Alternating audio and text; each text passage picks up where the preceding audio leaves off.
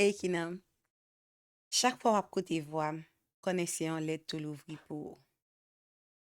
Si l'aide ça, c'est parce que yon pati nan mwen kwe ou existe.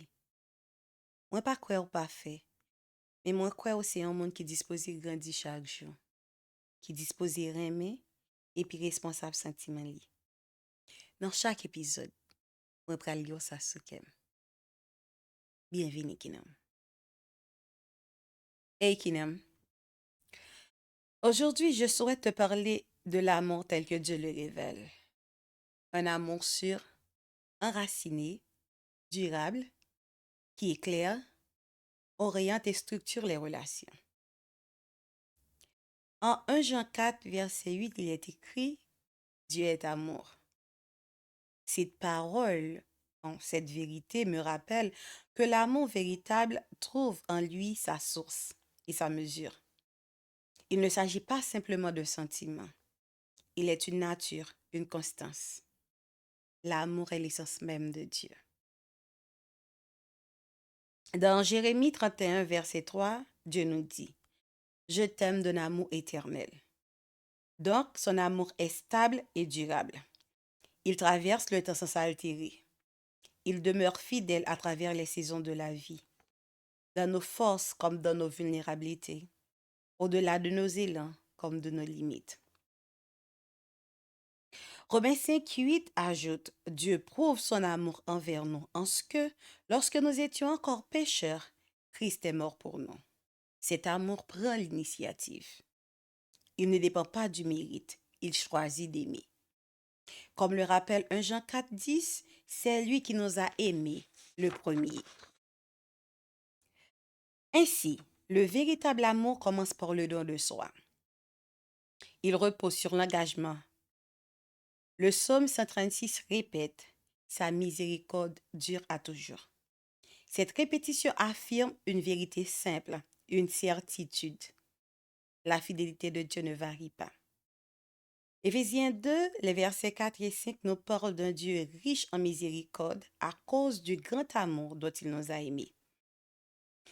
Il s'agit d'un amour généreux, sans mesure. Cette abondance trouve son expression suprême en Jean 3,16. Dieu a tant aimé le monde qu'il a donné son Fils unique. Il devient clair que le véritable amour se reconnaît à sa capacité de donner ce qui est précieux. Il s'exprime par l'engagement concret et le sacrifice volontaire. L'Écriture décrit ensuite sa nature en 1 Corinthiens 13, 4 à 7. Patient, bienveillant, humble, il recherche le bien, persévère, espère et soutient. Cette description constitue un cadre de conduite. L'amour se vérifie donc dans l'attitude, le langage et les actes. Éphésiens 4, verset 2 précise, Supportez-vous les uns les autres avec amour, avec humilité et patience. Aimer implique donc d'accompagner la croissance de l'autre, de le porter avec constance et de lui laisser l'espace de mûrir.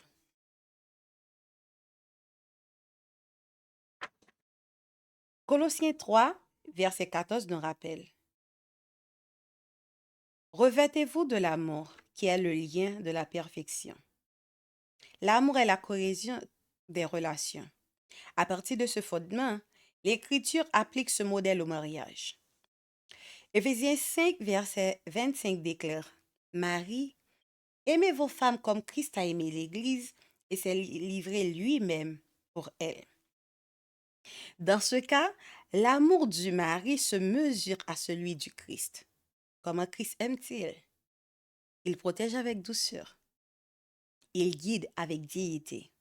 Il sert avec sincérité de cœur. Il pardonne.